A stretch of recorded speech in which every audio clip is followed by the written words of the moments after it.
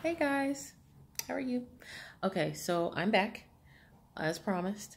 Um, if some of you caught my first previous video, I said I was going to be taking you on a journey with me as I go through my PhD. I'm getting a PhD in organizational leadership from Concordia University, Chicago. I have to say it slow like that because I'll mess it up. So anyway, and I've already started, I'm finishing up my first semester. Nope, I'm finishing up my second semester. And I still have about a year and a half to go. And so the class that I'm in is leadership theory. And I'm doing the annotated bibliography. And the topic of the annotated bibliography that I chose, because originally it was supposed to be on challenges that leaders face today. And so I put a little spin on it and I said challenges that women leaders face today.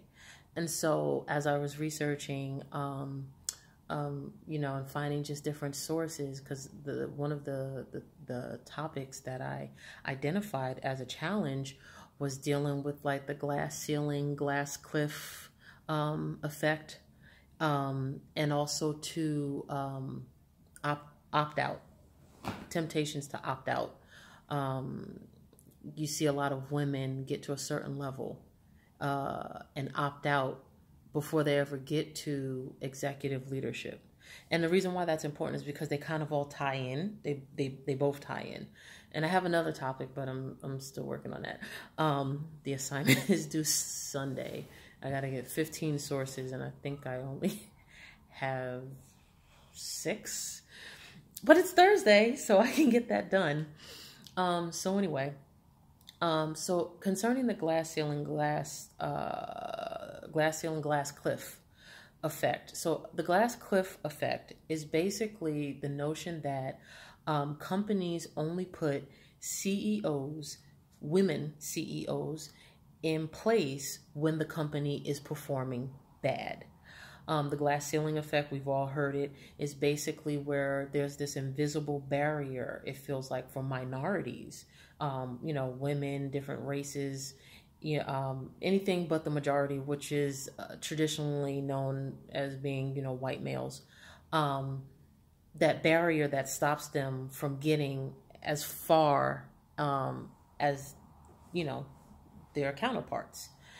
And so in terms of the glass cliff and the glass ceiling effect, parts of the glass cliff effect, the studies showed that it was true and certain parts weren't. So the part that wasn't true, based off of research, was that companies do not purposely assign women, female CEOs when the company is performing bad. And so the reason why they call it a glass cliff effect is because what happened is when you do that, you already set the female CEO up to fail because the company is not performing well in the first place. So now you want her to come in and save the company performance. They said that that's not true. But what they did say is that women CEOs are definitely substantially more likely to face attacks from activist stakeholder groups, or activists, not stakeholders, but activist investors, activist investors. And that these investors are more likely to try to manage the company run by women than men who are working, who are CEOs, who are leading companies that are performing at the same level. So, if me and John Doe are both CEOs of a company, a activist investor is more likely to come after me. And even though our companies are performing the same, they'll more likely want to come after me and try to find ways to manage the company and tell me what to do rather than him. So that part was validated. In terms of the glass ceiling, that was definitely proven, but there were mixed research findings, specifically dealing with gender. With gender, they found that a lot of women, some of the reasons why they do not get into those senior level positions is because they opt out. They choose to pursue family, and some of them don't want the position and what comes with it because it costs them so much on a personal level. And the article that I read, I liked the action points that it gave, but the only thing is that it was very conformist in certain ways to me, because it spoke as if like, okay, this is what you have to assimilate, right? This is what you have to do, in order to get into the good old boys club, which I totally get. And, women, basically in a nutshell, organizations, yes, have work-life balance. Women, stop choosing your family first. Totally get that. But I feel like there isn't anyone challenging enough to say to these big companies, but who said that you're the gold standard, right? Meaning there's more than one way to get things done. I think that's been proven even generationally speaking, right? Because I know growing up, even coming out of college and different things, you would hear a certain generation saying, oh, you trying to make how much? Trying to make 70 or whatever? No, you got to be on the job for at least 10, 20 years.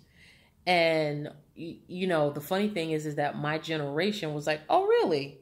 So we learned a skill, became really good at it.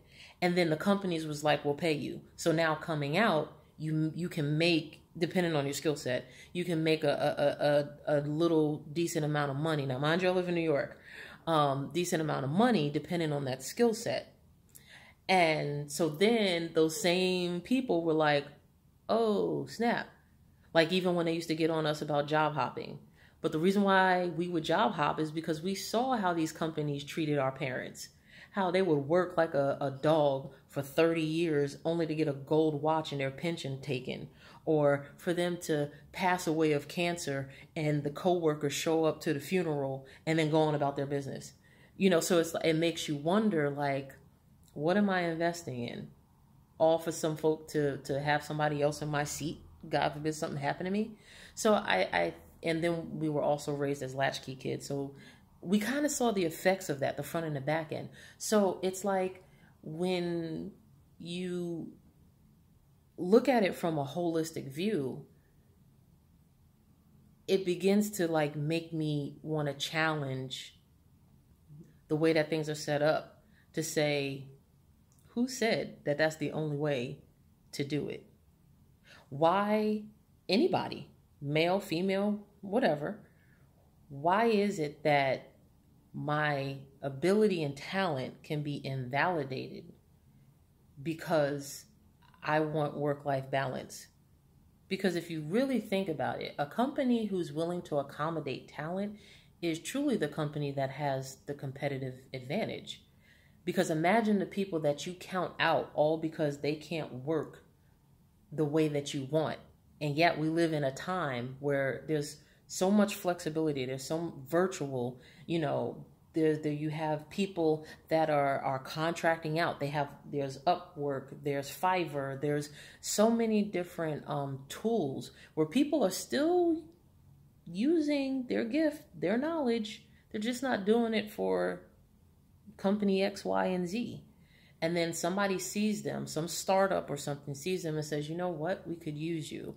And then when that startup begins to begin to threaten, the big boys, right? Now all of a sudden everybody's in an upheaval. But it's like, no, you wanted things the way you wanted them. And isn't that how us as a younger generation, isn't that how we changed the world almost, right? Isn't that even how, forget the generation, technology, right?